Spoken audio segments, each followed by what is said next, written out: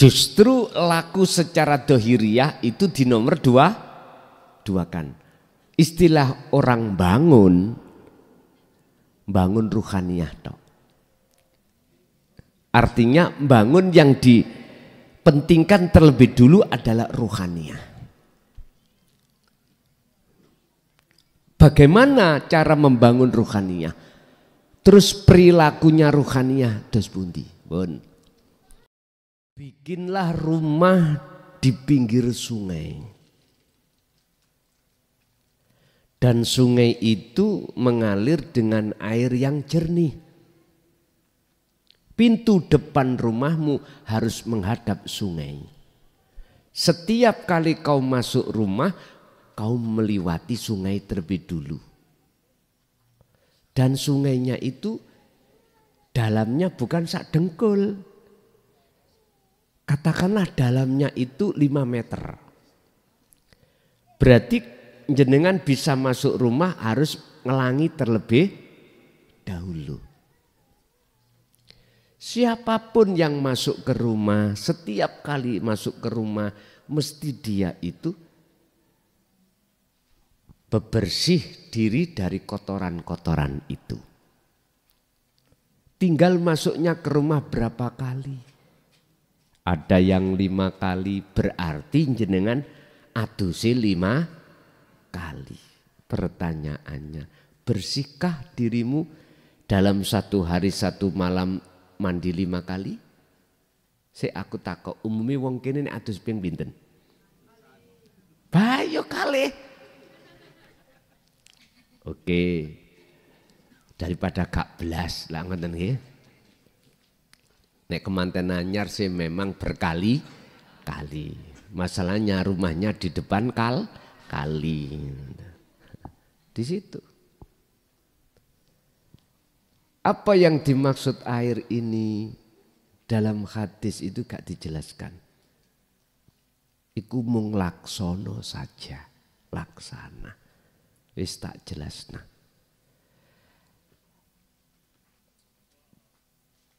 Toharohnya bersucinya ruhaniyah itu dari regete ruhaniyah. Apa regete ruhaniyah? Masiwallah, perkara selain Allah yang disebut syahwatut dunia itu regete. Terus alat sing untuk kanggo membersihkan namanya apa? Ma'ul hayah. Ma' iku air, hayah kehidupan. Air pun paham dereng? Air kehidupan. Iki kinayah. Air kehidupan iku ana 3. Siji ilmu, loro amal, 3 istiqomah. Akhir dalam Quran disebut takwa. Niki. Ilmu yang dimaksud adalah ilmu sejati, ilmu khusus tentang masalah hati. Inilah ilmu tauhid.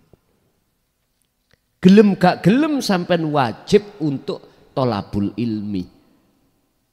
Walaupun ilmu itu adanya walau bisin ada di negeri Cina, wajib kita berangkat ke negara Cina.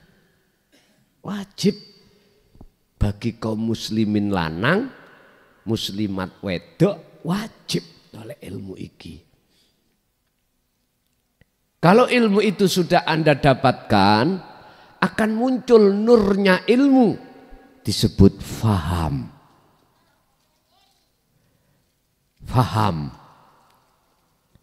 Faham ini laksana orang mau melaksanakan sesuatu, tahu arah-arah.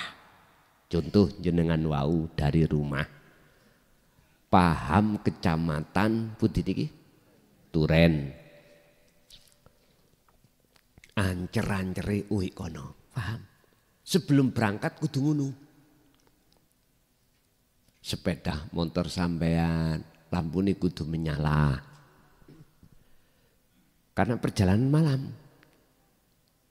Sebab nek gak menyala gelap, gak kelihatan apa-apa.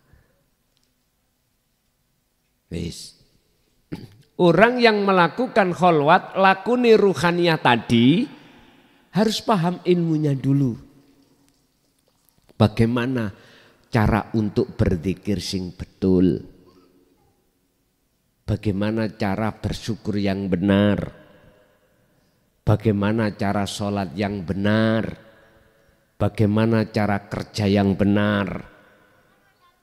Yang intinya itu nanti akan menjadi nilai ibadah nyembah nang Gusti Allah. Wis paham ilmu nih. Nomor loro adalah laku, praktek. Inilah yang kusebut sebagai munajat, kholwat, suluk, atau zuhud. Wong Jawa topo, Indonesianya meditasi. Sing maksud tujuannya adalah untuk mencapai kesadaran penuh bahwasanya kita iku manusia nggak iso opo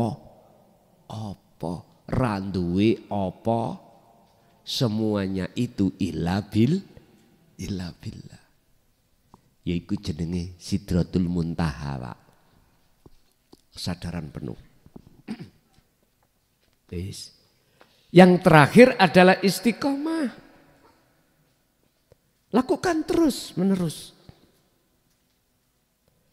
Artinya inilah thariqahnya Kanjeng Nabi Muhammad yang disebut sebagai ibadah murni dan tidak murni. Ini thariqahnya Kanjeng Nabi. Ibadah murni, sholat, zakat, puasa, haji, maca Quran. Apa wae sing kelihatan murni ikut dijadikan Rasulullah sebagai thariqah. Thariqah iku apa? Wasilah, jalan. Gini kini sampai takok apa thariqah Kanjeng Nabi. Ya ini.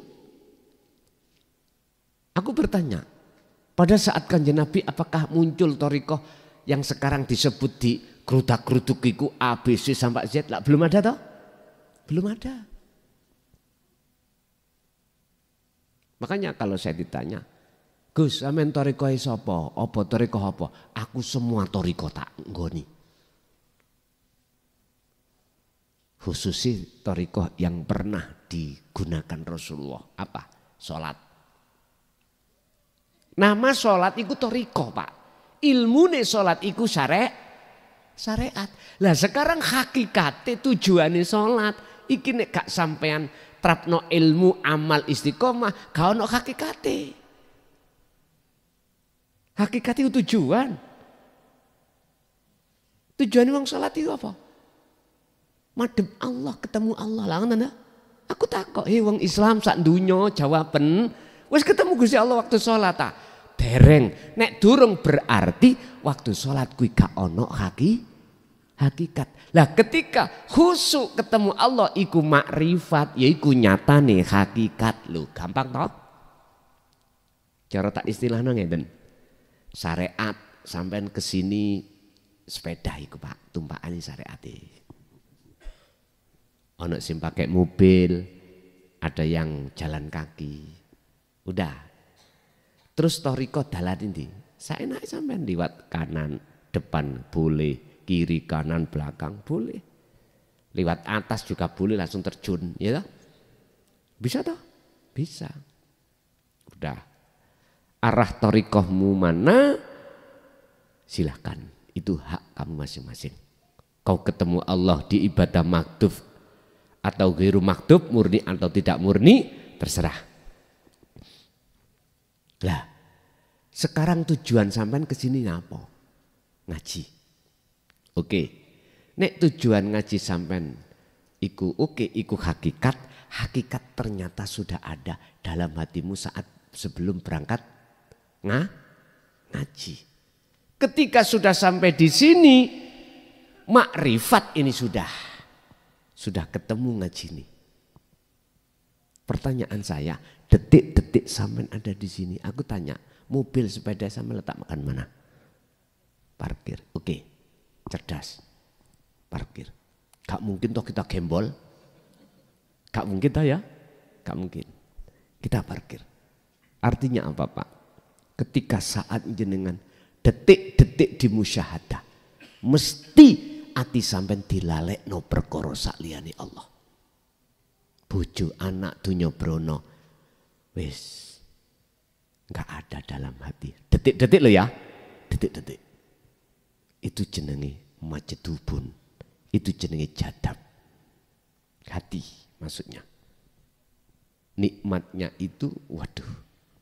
Nikmat yang paling sempurna adalah ketika saat ruhaniyah bertemu Allah. Entah urusannya Allah berapa detik, berapa menit, berapa jam. Kita nggak bisa untuk mengatur Allah. Nggak bisa. Habis sampai di sini entah berapa jam, 2 jam pulang maneh. Kanggo mboten sepedai. Kanggo. Artinya jenengan ini ketika saat detik-detik dimusyahadah jenengan mesti atine lali sakliyane Allah. Tapi ketika saat jenengan dalam perjalanan nyuwun sewu hati iki seiling perkara sakliyane Gusti Allah. Wis, ngoten iku pun.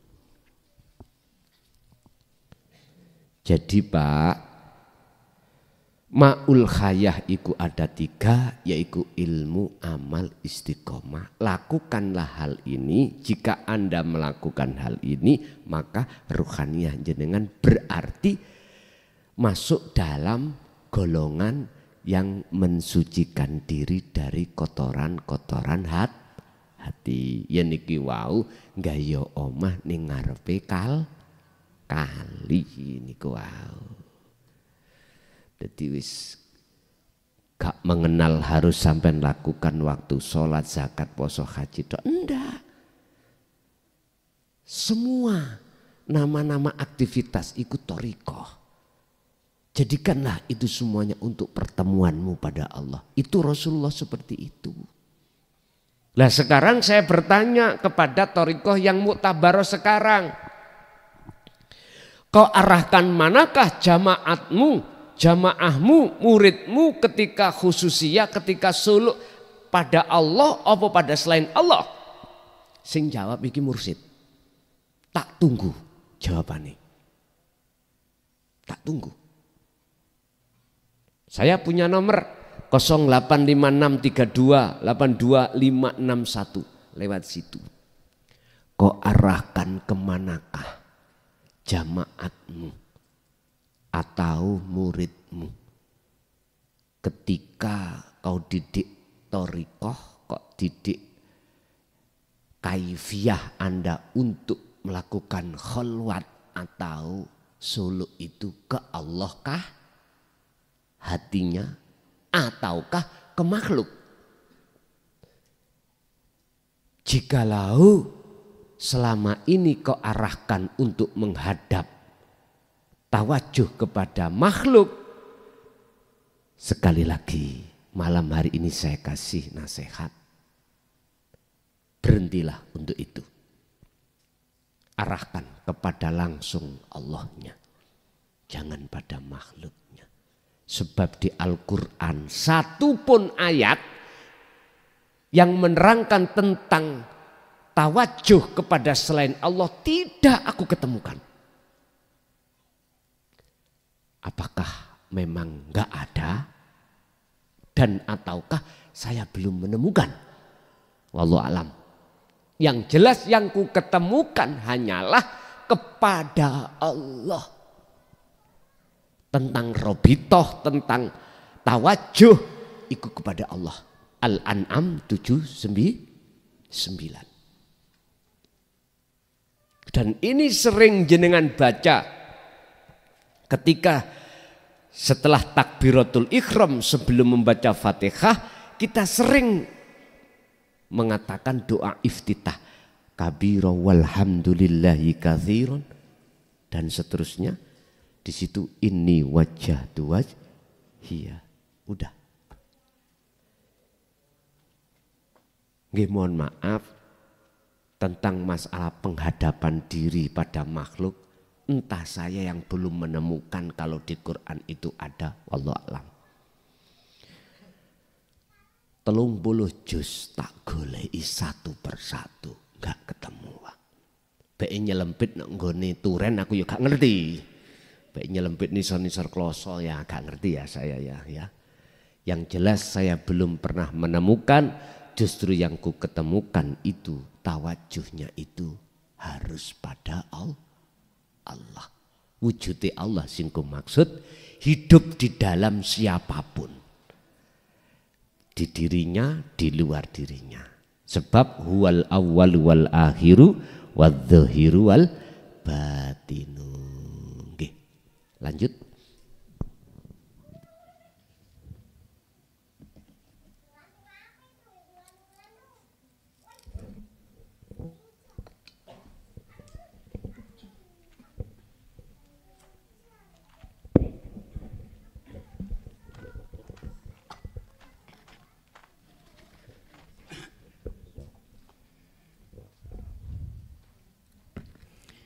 Assalamualaikum warahmatullahi wabarakatuh. Ingkang kula takdimi Pak Yai Mukhlason lan ingkang kula hormati Bapak Kepala Desa beserta perangkatnya. Ngapunten Yai, rupine perangkat desa kathah sing dugi nih. Ngapunten Pak, badhe cerita sekedhik. Nalika kula ningali karnaval niku parkirane ten celake masjid. Waktu azan zuhur kula niku salat. Mantun salat zikir mantun wonten ngantos asar. Zikir malih ngantos maghrib, zikir malih ngantos isya. Setelah isya niku karnaval sampun buyar. Setelah niku kok suasana niku damai, ayem ngoten Yai. Lajeng suatu saat niku kula kepingin ngoten niku malih. Lah niki pertanyaane, dos pundi carane saged terus menerus ngraosaken ingkang kados mekaten. Mekaten bimbinganipun kula akhiri. Wassalamualaikum warahmatullahi wabarakatuh. Waalaikumsalam warahmatullahi wabarakatuh.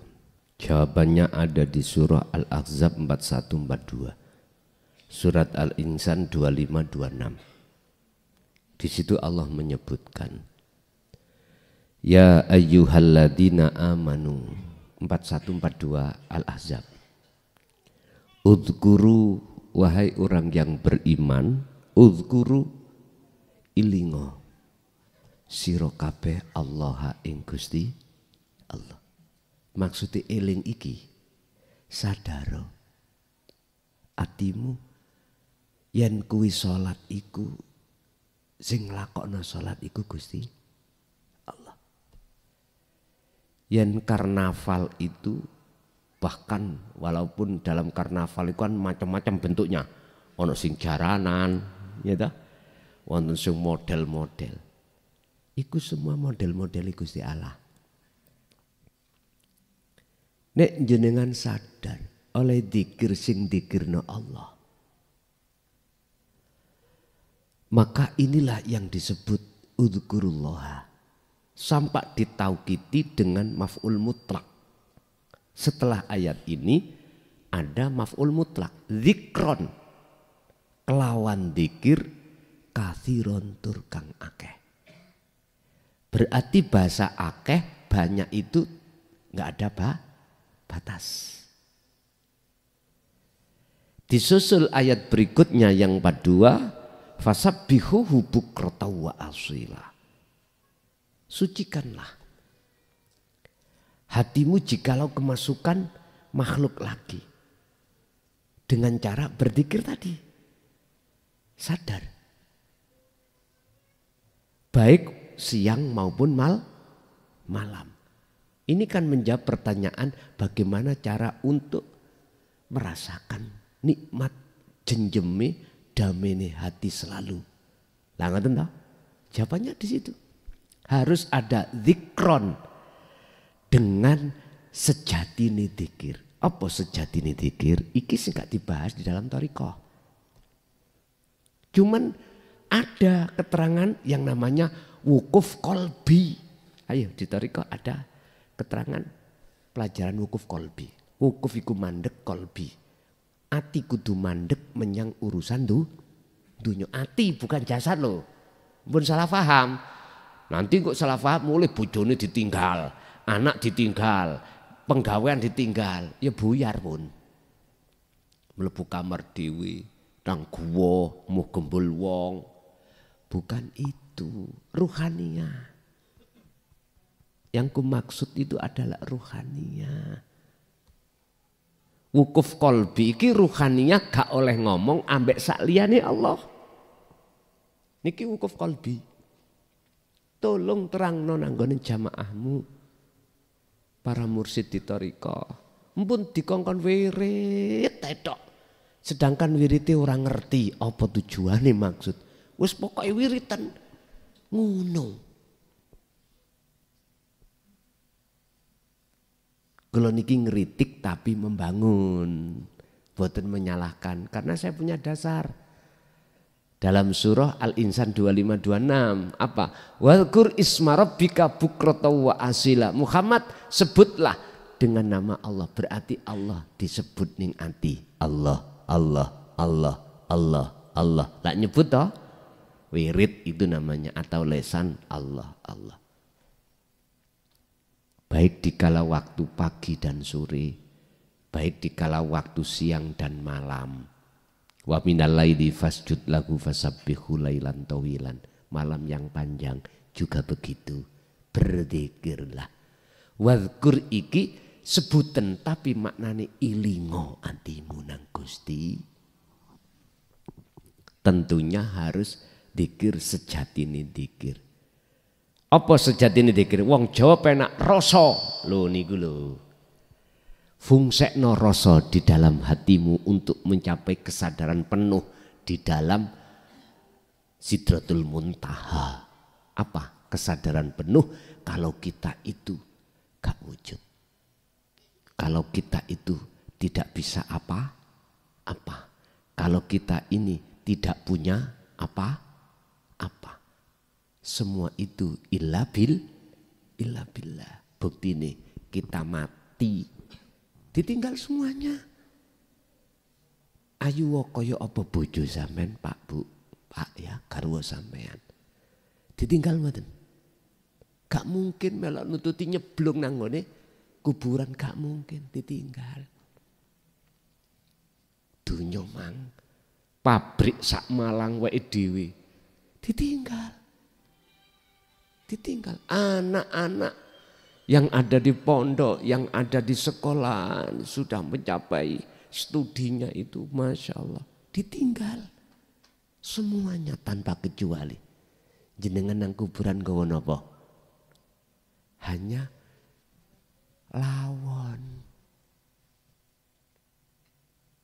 Sekarang tinggal ruhaniyahnya. Jenengan iki berangkat nang Gusti Allah, wa inna ilaihi raji'un. Sudahkah tahu jalan?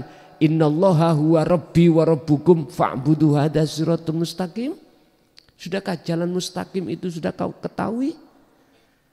Kalau sudah kau ketahui, sudahkah kau jalankan, kau lewati? Lah niki lho. Kalau sudah kau lewati, berapa kali kau melewati? Jadi siratal mustaqim iku Pak, what niku. Kau usah ngenteni sesuk. Sekarang pundi di dalam sholat ada siratal mustaqim. Sirat jalan, thariqah mustaqim. Nama sholat iku akan jadi mustaqim manakala hati sampean iku betul-betul ruh carane ketemu Allah. Wa ma umiru illa liya'budullaha mukhlishina lahuddin hunafa'a wa yuqimus shalah wa yu'tuz zakat wa dzalika dinul qayyimah. Wadhalika utawi ya iki mau menyembah iku mau. Yaiku dinul qayyimah, agama sing lurus.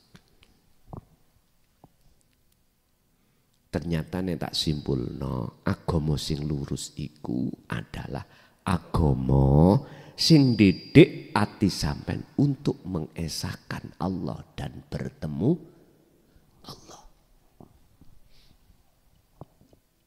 Makanya dalam ayat lain wabtagu ilaihil wasilata, raihlah jalan untuk mendekat dan bertemu Allah. Al-Maidah. Raihlah jalan itu untuk mendekat dan bertemu Allah. Ya hanya dinul qayyimah niki. Jadi Pak, manakala jenengan pengen untuk selalu damai, walaupun jasad sampean iku mau bersosialisasi dengan masyarakat, kerjaan, nek ati sampean terus membangun rasa, dikir rasa, itulah. Akhirin jenengan kali kula gak gampang muring, gak gampang jenengan hasud nang ati. Gak gampang iri, gak gampang muncul takabur. Karena pohon yang memunculkan buah sifat elek tadi yang disebut basariyah sudah ditumbangkan Allah. Dalam hati sampean kali kula niki wonten pohon yang namanya pohon basariyah, yang pohon itu berbuah sifat-sifat tercela tadi. Iki ditumbangke Gusti Allah, maka sampean iku umpama dilarani wong yo gak mungkin bales nglarani. Dilokne wong tidak mungkin jenengan bales ngilokke. Wis. Angel apa gampang dadi wong ngoten? Gampang. Nek gelem nglakon. Sami kali ngeten. Si A pinter nyupir mobil, si B blas gak tahu. Tak tui, apa bahasanya tak tui Pak? Tak kasih mobil dua, satu-satu. Sing gampang sing pundi nyetir. Sing saged nyetir sing pundi? Si A toh? Karena dia sebelumnya sudah latihan nyupir. Si B langsung disetater, aku yakin nabrak pager. Gak percaya? Monggo, niku wonten mobil. Sing gak iso nyupir, nggo. Sampeyan candak. Tapi aja kene lapangan ae. Nek kene kok bahaya nubruk omahe wong. Iku wis mesti, Pak. Tapi ingatlah si B, jikalau kau ingin seperti si A, latihan dulu. Lah ngoten nggih? Kita itu sulit untuk menjadi innallaha ma'as-sabirin. Tapi kalau kita mau melatih dzikir tadi, aku yakin gampang Pak. Gampang. Si A tadi memang benar, awal itu ketika saat belajar pertama, yo angel. Tapi oleh karena si A itu mau tidak ada kata putus asa, terus setiap hari tiap saat mobil itu dipakai, kelatih Pak, akhirnya bisa mengambil haluan. Ketika ngiri, maju, ngiri mundur, akhirnya lihe. Si B, kaitan, ya nabrak-nabrak. Akhirnya si B putus asa. Wis tak teleh omahai, tak kerudungi, tak lus-lus bendino. Manfaat mboten? Mboten manfaat. Laksana seperti itulah Pak. Injih, lanjut.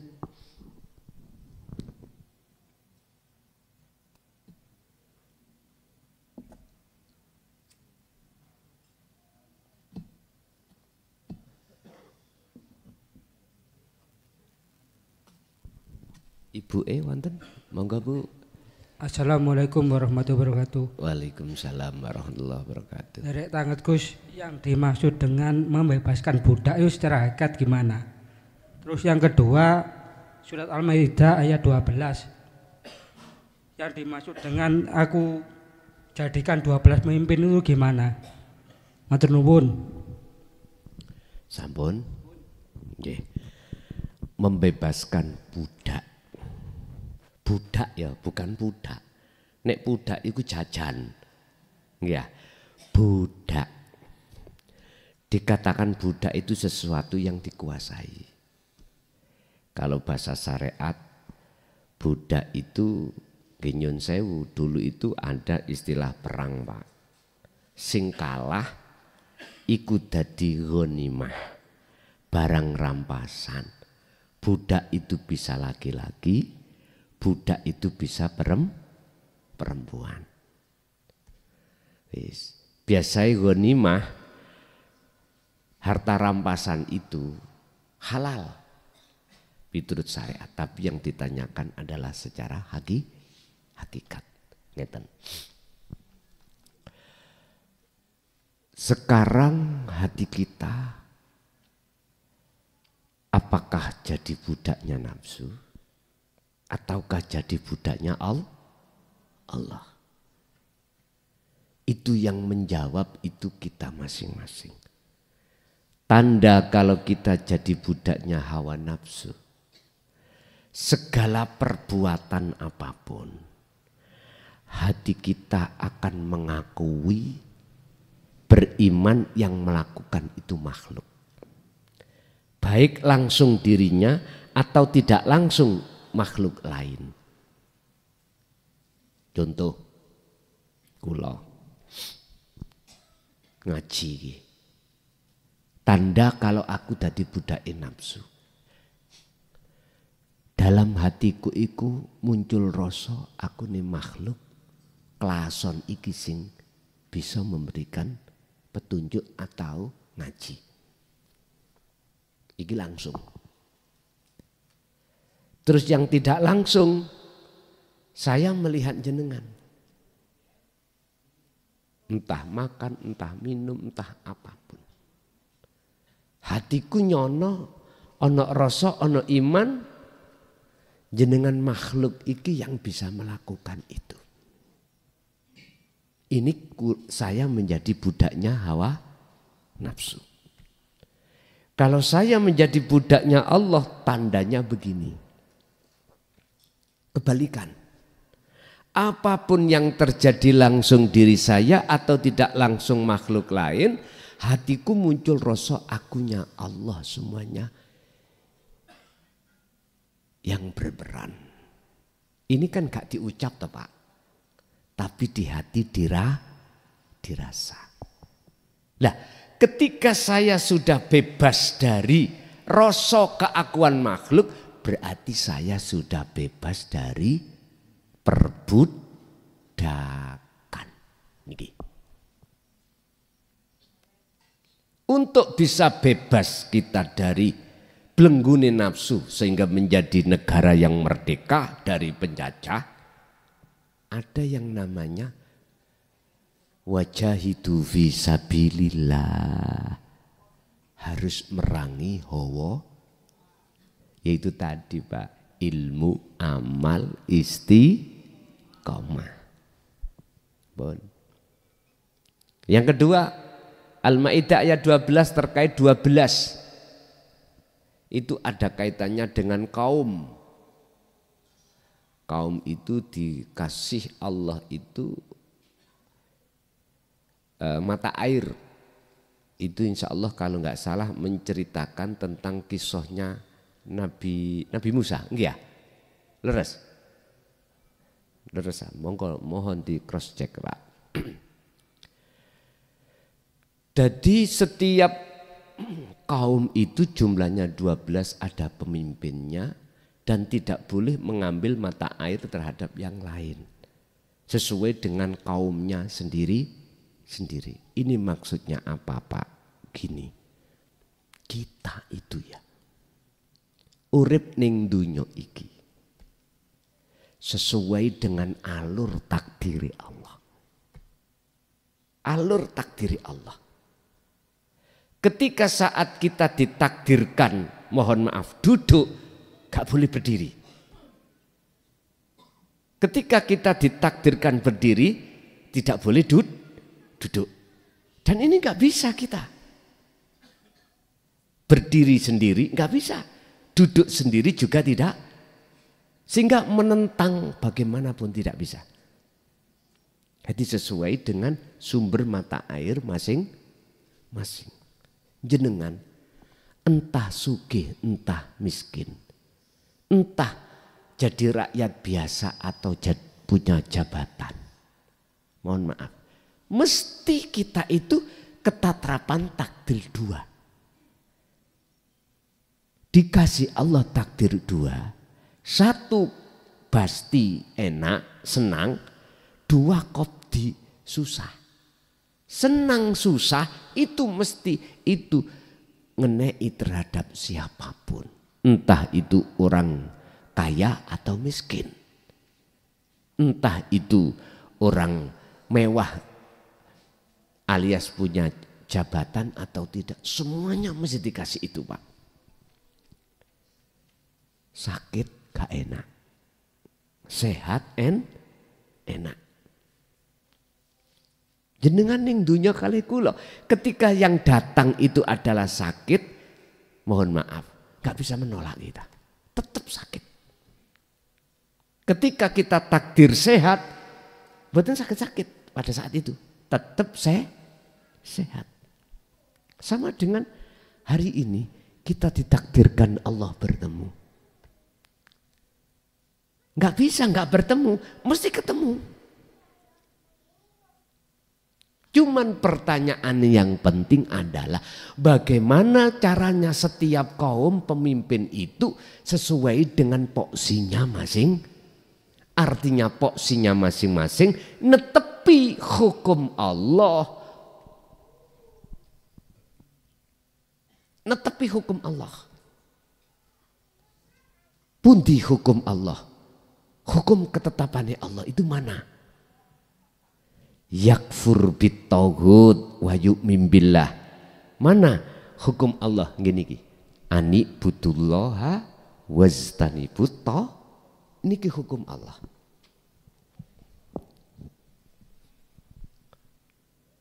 Ketika saat jenengan netepi hukum Allah, walaupun diwene susah, ati gak gampang susah. Walaupun sampai ditekakkan, didatangkan senang, hati gak sampak kufur nikmat. Inilah sebetulnya yang dimaksud 12 kaum atau 12 pemimpin. Berarti jenengan harus sesuai dengan poksinya masing-masing. Gak oleh sampean kali kula ngilokno si A sing gak padha ambek sampean gak boleh. Iki pandangan umum, nek tadi pandangan khusus. Masalah takdir, saiki pandangan umum. Nyambut gawe si A si B si C gak padha, Pak. Gak padha.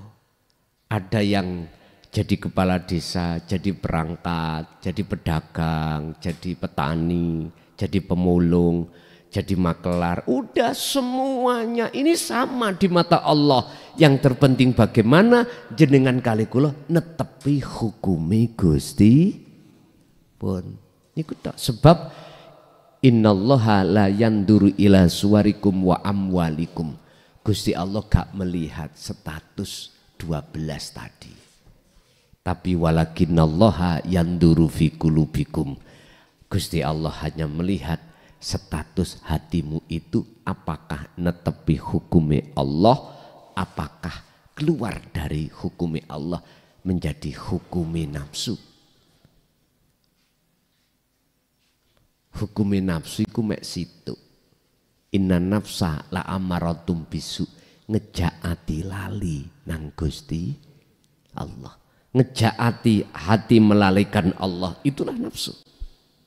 Tapi nek Allah mboten, justru ngejak eling nang Gusti Allah. Ala bidzikrillahi tatmainnul qulub. Ingatlah, hanya kau mengingat pada Allah lah hatimu akan damai.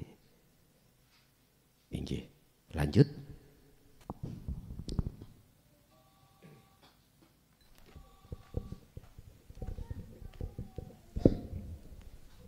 Assalamualaikum warahmatullahi wabarakatuh.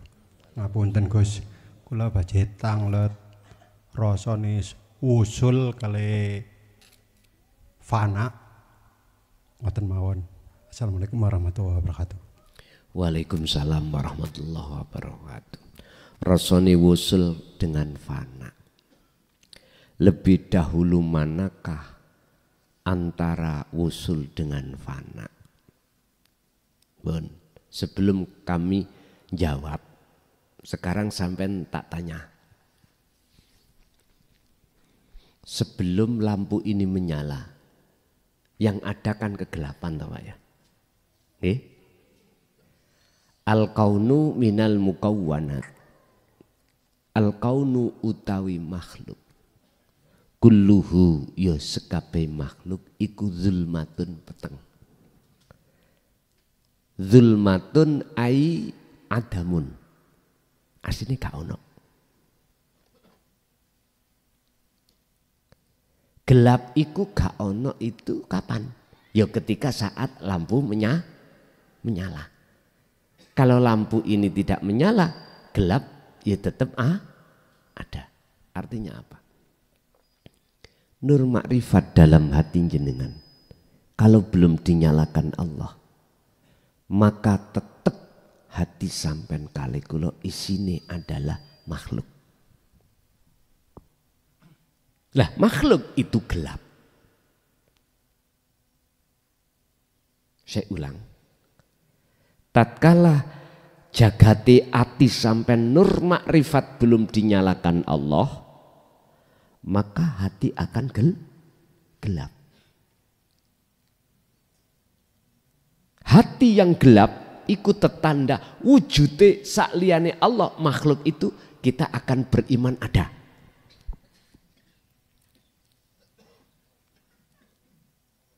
Mestinya iki difanakno. Carane lampunya makrifat, nur makrifat nyalakan. Ketika lampu nur makrifat dinyalakan,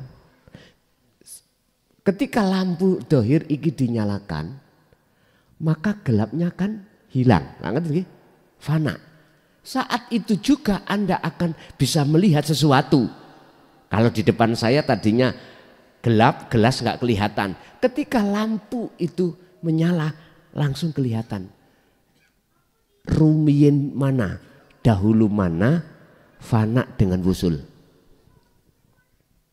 Nek jarku podo. Sebab ketika lampu itu menyala, detik itu juga hilang kegelapan. Detik itu juga Anda bisa melihat wujudnya gelas. Ketika nur makrifat dinyalakan Allah dalam hati jenengan, saat itu juga, detik itu juga hilanglah kefanaan selain Allah dan nyatalah wujudnya Allah. Nek bahasa kula ya bareng.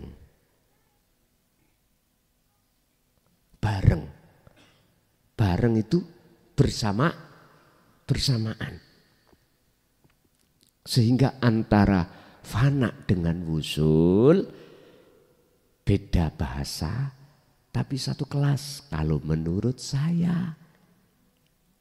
Tapi kalau kita mengatakan jeda mesti ada jeda, berarti nggak sama. Lebih dulu fana lalu wusul. Hal itu nggak penting, yang terpenting bagaimana lampunya itu menyala, itu aja. Kok repot-repot kita itu berselisih antara pendapat A dengan B, fana dengan wusul. Terus nggak ada upaya untuk bagaimana caranya lampu itu dinyalakan oleh Allah. Eman. Ternyata apa maksudnya Allah menyalakan lampu itu? Inilah jawaban dari pertanyaan pertanyaan Bapak yang kedua atau pertama, yaitu zikir. Jawabannya ada di zikir. Siapa yang terus membangun zikir,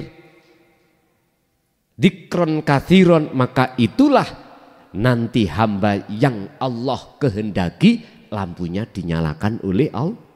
Sehingga Ibnu Athaillah dalam kitab Hikam dawuh, la tatruk, ojo kok tinggalno adzikra ing eling nang Gusti Allah iki, walaupun li adami khudurika ma'allahi bihi, walaupun dzikirmu itu belum mewusulkan dirimu pada Allah.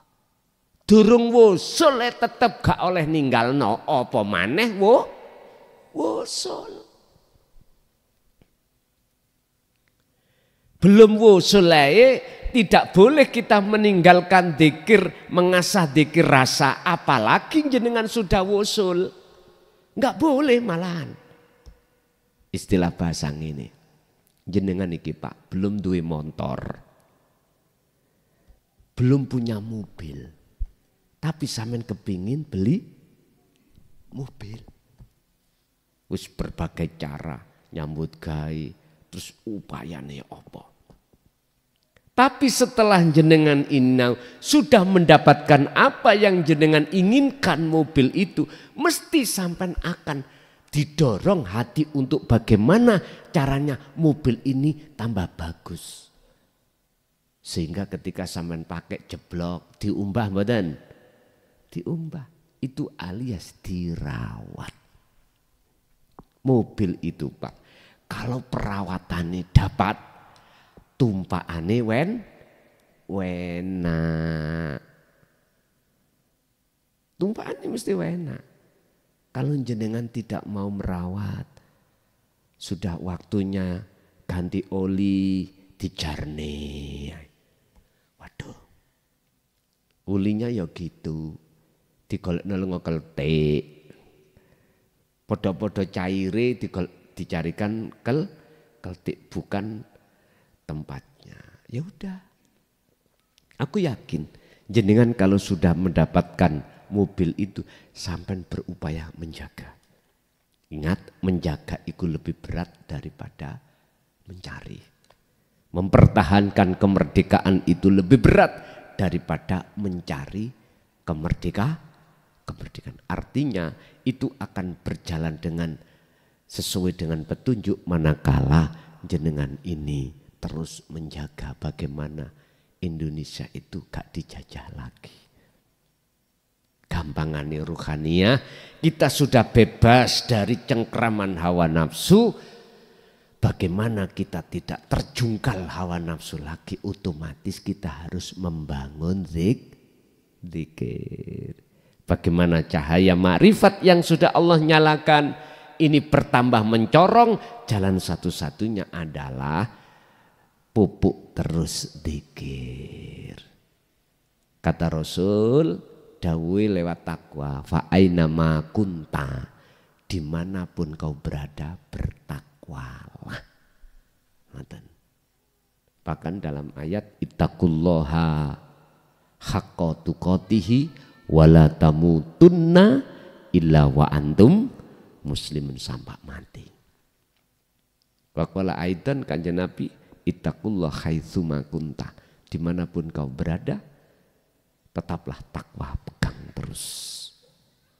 Begitulah. Oke. Masih ada?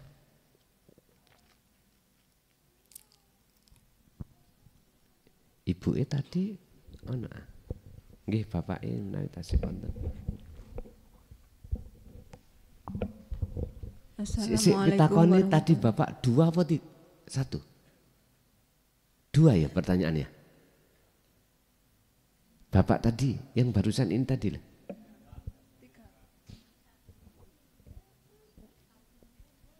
Bapak yang terakhir tadi pertanyaannya dua apa satu? Dua, yang satunya mana? Lupa aku loh. Nah itu tadi wusul dengan fana, berarti sudah saya jawab. Jadi bisa dan boleh menjawab bersamaan.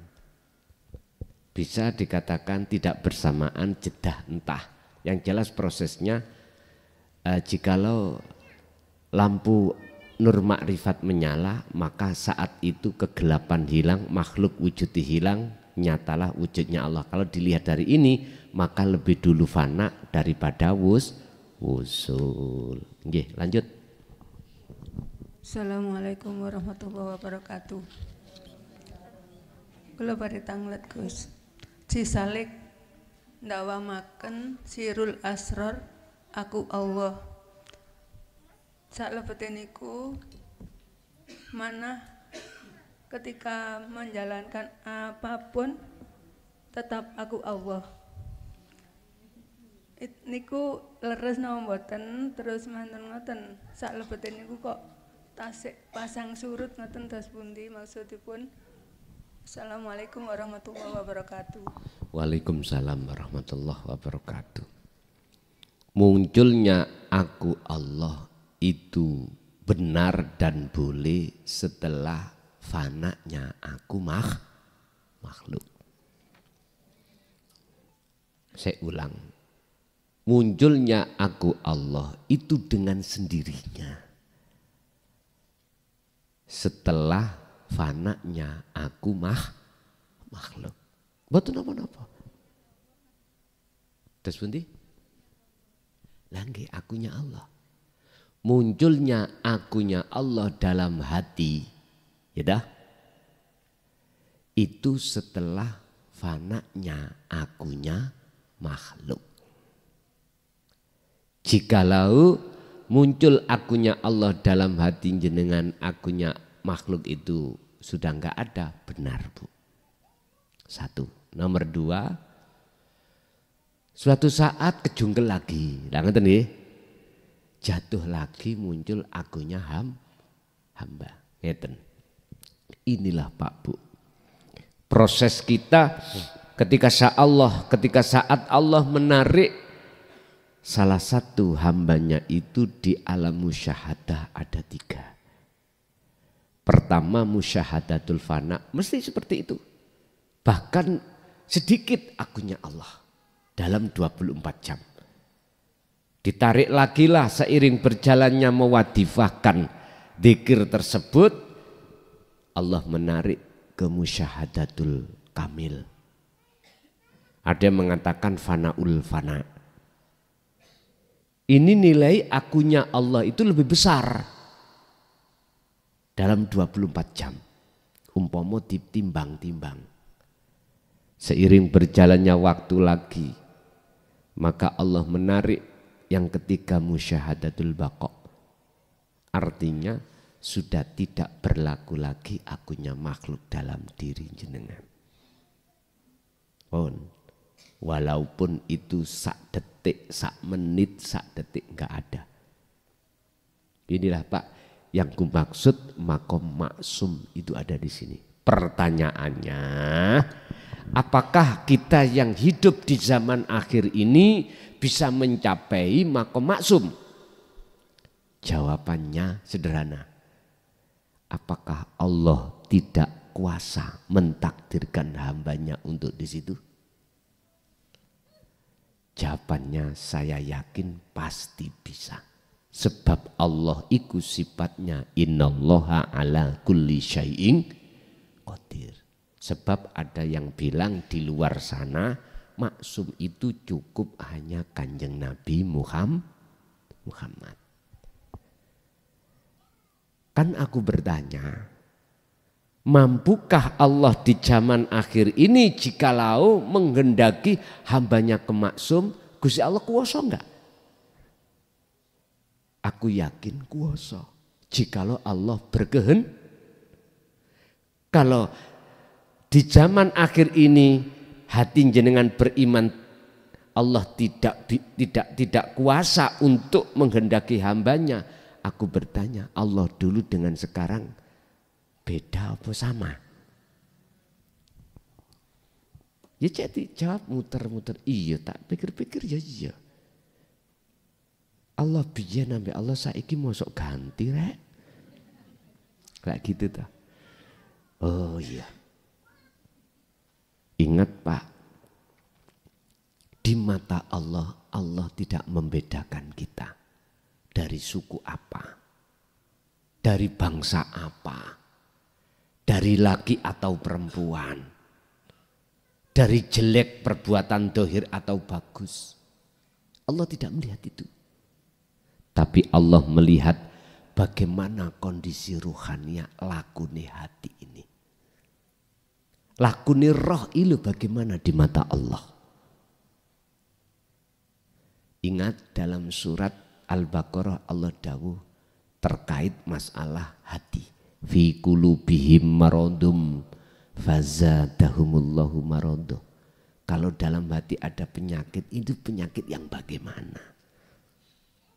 Makanya perlu kita bahas ilmu tentang hati. Ilmu tentang kolbun itu menurut saya sih tidak penting, bahkan wajib. Supaya kita betul-betul rohaniah itu berakhlak ilahiyah pada Allah. Sehingga kita ketika jasad melakukan ibadah apapun itu, biar ada tata krama hati pada Allah. Biar hati ini betul-betul hati yang berbudi luhur.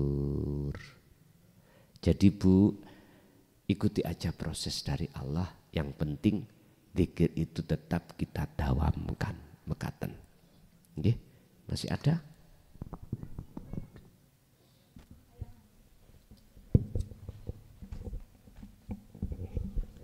Assalamualaikum warahmatullahi wabarakatuh. Sebelumnya mohon maaf Ustadz, saya mau tanya. Sekarang kan ada Al-Quran di aplikasi HP, sehingga kita mudah membacanya di mana saja. Yang ingin saya tanyakan, apakah ketika kita membaca Al-Quran di HP harus tetap dalam keadaan berwudu atau suci Ustadz?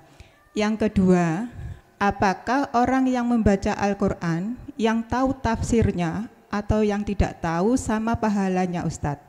Soalnya saya pernah dengar orang bilang baca Al-Quran kalau nggak tahu artinya gimana gitu loh Ustadz. Mohon maaf. Wassalamualaikum warahmatullahi wabarakatuh. Waalaikumsalam warahmatullahi wabarakatuh. Kita bicara hukum syar'i ya. Hukum syar'i. Khilaf itu biasa di dalam hukum syar'i. Sebab mazhab itu tidak cuma satu. Ada Syafi'i, ada Maliki, ada Hambali, dan seterusnya. Sudah biasa. Khilaf itu apa? Beda pandangan, akhirnya beda maksud. Nggih ngapunten Kang Kathah. Sebuah contoh khilaf dalam sholat subuh. Ada yang tetap wajib kunut, jikalau lupa harus sujud sahwi. Ada yang mengatakan enggak boleh. Fatihah, membaca Fatihah harus disirikan bismillahnya. Ada yang harus dijaharkan sesuai dengan mazhabnya masing. Khilaf. Begitu juga terkait masalah baca Quran di HP. Ada yang mengatakan walaupun gak wudu rapopo, tidak apa-apa, aplikasi. Bahkan tidak hanya di HP Pak Bu, Quran ada terjemahannya, ya dah? Ada terjemahnya. Itu pun ada yang khilaf, mengatakan gak apa-apa, gak wudu, alasannya ada tulisannya terjemah.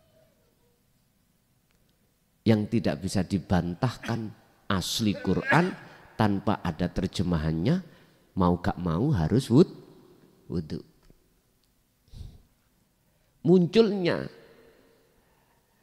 sesuatu yang baru itu sudah otomatis akan menjadi khilaf. Tadi Quran gak ada terjemahnya, sekarang muncul akhirnya pendapat. Sehingga Jangan heran kalau ada namanya bahsul masail. Ulama-ulama ditekakno musyawarah ini untuk istihad. Bagaimana pendapatmu, dasari apa dan lain sebagainya. Satu. Jadi golek sing gampang ae, Bu. Nek gak ngentut ya gak apa-apa, ngentut ya ora apa. Ya wape. Wis gampang mawon. Wis satu. Nomor 2. Mungkin alangkah lebih baiknya ya wudu lah ngoten ta.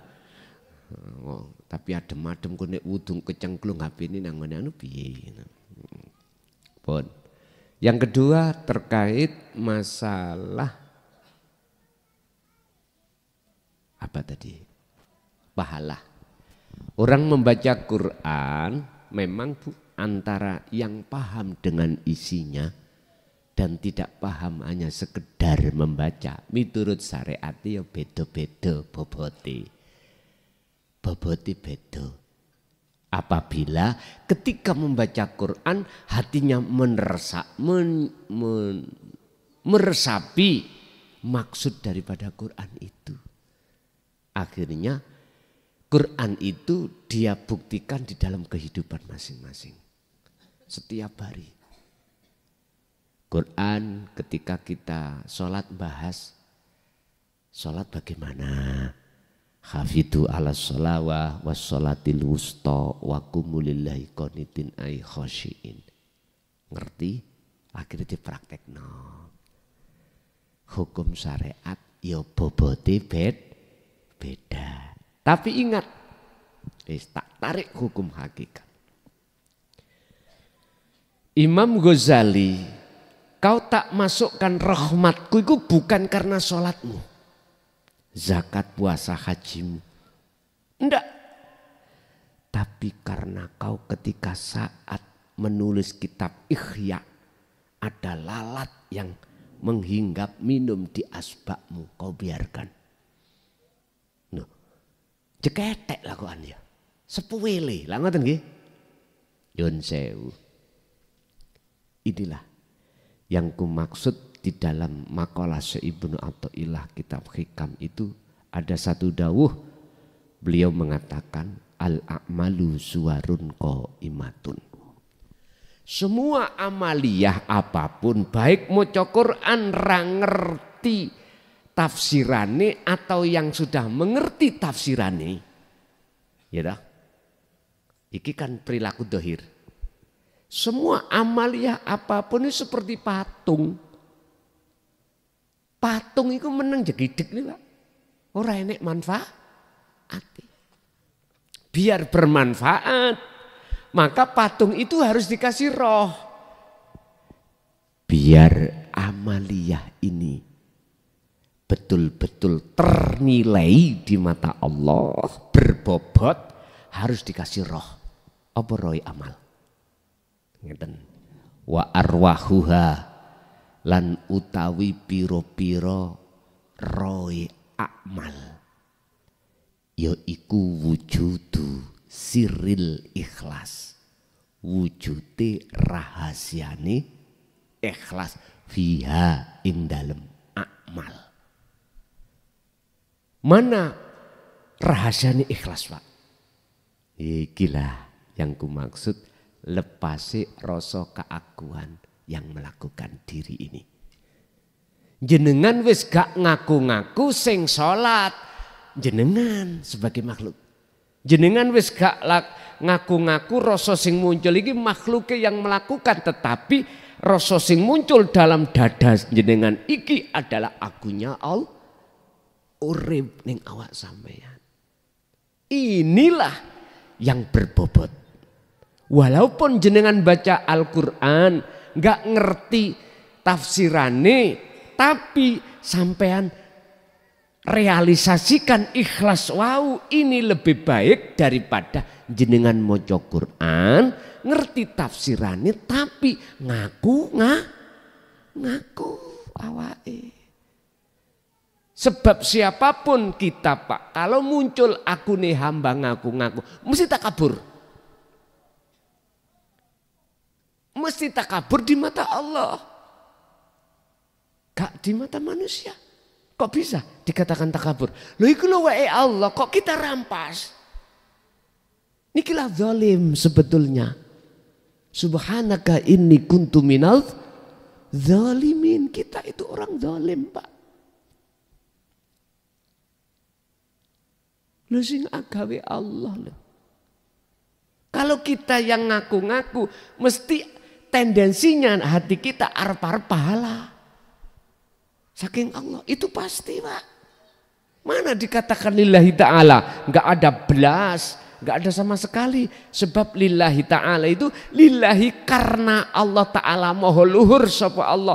Artinya yang melakukan semua ini Allah. Jikalau enggak ada Allah enggak akan bisa terjadi. Makanya lepas pahala, lepas surga. Orang disebut lillahi ta'ala itu di situ. Apalagi mocone Quran, ya paham tafsirane, hatinya bertajali, artinya sudah tidak mengakui dirinya yang melakukan. Jempol papat iki Bu malan. Boten jempol sitok tapi jempol papat. Wis tak gambar nong ini. Jenengan Bu punya kulite kacang iku sak gudang. Kayak apa Cak? Iku lungkuk digawe ngobong boto utawa dibuat apa lah kuno. Kulite kacang iku sampean gonang sawah, sampean tandur sak hektar. Cukul mboten? Wis, situk bijine kacang sampean tandur ning pinggire omah utawa ning ngene sawah. Cukul mboten? Bijine cukul. Siji nanti buah sak gerombol. Sak gerombol nanti ditandur laleh dadi pirang-pirang gerombol, bahkan melebihi sak hektar. Laksana seperti itulah amal itu Pak. Pokoknya kuncinya adalah ikhlas.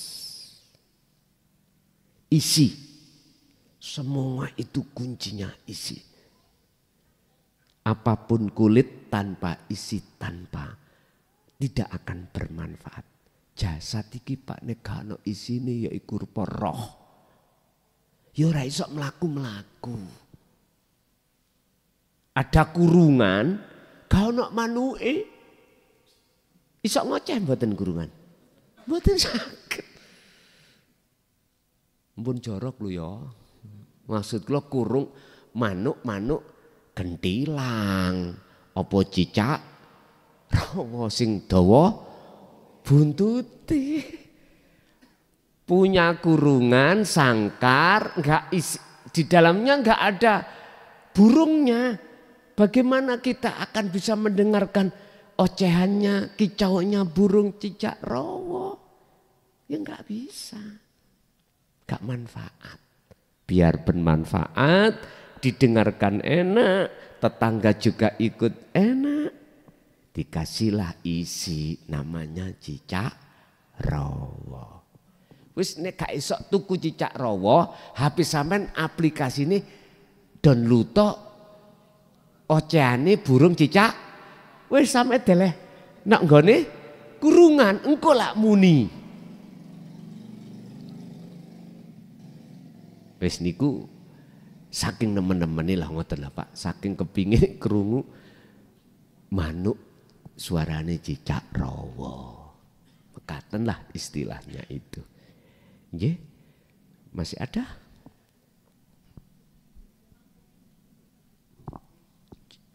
Nggih, satu kali Pak nggih. Monggo satu kali lah. Lah itu di belakang ada. Oh iya. Assalamualaikum warahmatullahi wabarakatuh. Waalaikumsalam warahmatullahi wabarakatuh. Kula Suparti saking Dampit ajeng takon Yai. Nggih. Takdire Gusti Allah niku sampun ditentokaken. Lah niku wonten mungkin ayat nih kula mireng-mireng nasib kaum niku mboten ajeng dirubah menawi kaum niku mboten ngrubah kiambek. Mohon penjelasan ya. Wassalamualaikum warahmatullahi wabarakatuh. Waalaikumsalam warahmatullahi wabarakatuh. Ini biar enggak kontradiksi harus dua kacamata. Pertama kacamata syariat. Ayat itu memakai dua kacamata atau dua pandangan.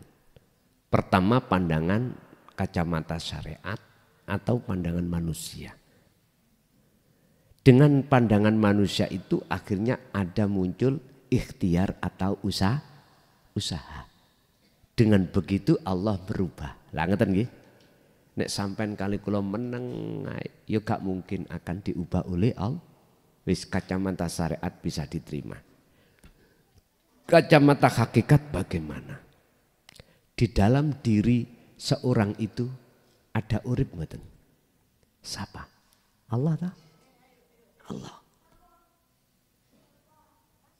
Kalau itu Allah, berarti kaum itu diartikan mandangi bukan makhluk. Harus mandangi pada Allah. Sudah benar, jikalau kaum itu tidak merubah, maka Allah tidak akan merubah nasib sebuah kaum. Artinya hidup dalam diri kaum itu nek gak gelem merubah. Ya otomatis. Lah ini tujuannya apa? Tujuan supaya menungso iku ben gak ngaku-ngaku, iso ikhtiar, iso usaha sendiri. Tapi sumber kabeh ikhtiar usaha iku parani sangka Gusti Allah. Artinya Pak, boleh kita memandang dari kacamata syariat itu sudah benar. Tapi satu sisi biar kita berakhlak pada Allah, kita mandang duki hakikat. Berarti kita bukan memandangnya makhluk dari sisi kaum dari sisi makhluk, tapi kita memandang kaum itu dari sisi Allahnya. Mana Allahnya itu? Hidup dalam diri Kalau melihat Allahnya berarti yang berupaya, yang berikhtiar itu adalah Allah. Maksud sih Allah ikut ikhtiar? Lah mboten toh? Berarti itulah jaiznya Allah. Dikatakan disebut ikhtiar atau usaha, iki hukum yang jatuh pada diri makhluk atau kaum. Jadi benar miturut syariat. Jadi kita nggak boleh mandang satu kacamata saja. Kita harus memandang dari kacamata hakikat supaya hati ini berimannya cukup pada Allah. Sama dengan ayat tentang iman, amantu billahi wa malaikatihi wa kutubihi wa rusulihi. Kita di dalam rukun iman kan ada 6. Wajib kita beriman 6 perkara. Lah ngoten nggih. Ada Allah nama, ada malaikat. Semua itu kan makhluk. Kita harus bisa syuhudul waqta fil kasrah. Kita harus memandang hidup dalam diri malaikat itu siapa? Dalam diri Rasul itu hidupnya siapa? Dalam kitab itu hidupnya siapa?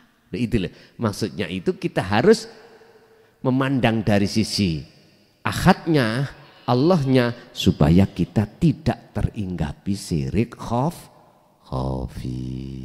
Satu kali yang terakhir Bapak Mbawuri itu tadi satu kali Pak ya.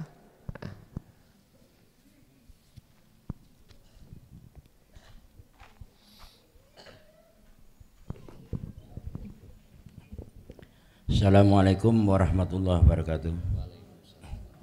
Ngaten Gus, wonten pertanyaan saking kula saking nami kula Agus saking Blitar.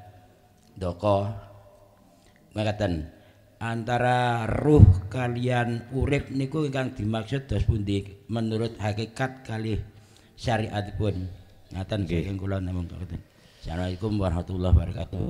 Waalaikumsalam warahmatullahi wabarakatuh. Syariat dulu sudah maklum kalau roh itu adalah makhluk, kalau urip adalah sifate kholik. Yang disebut mausuf laisa kamisli syai'un. Wis syariati ya. Sekarang hakikati. Kalau kita bicara hakikat di poin di zona ahad tunggal, gak ada bedanya. Gak ada Bagi orang yang sudah dijatuhkan Allah di dalam zona ahad wusul, la farqa bainahuma, nama urip ambek nama roh ora ono bedane. Sebab namanya ahad itu tunggal, tidak ada yang lain. Bismillah. Jadi manfaat barokah ilmu yang Allah berikan pada malam hari ini terhadap kita, keluarga kita, keturunan kita ila yaumil qiyamah. Lahumul Fatihah.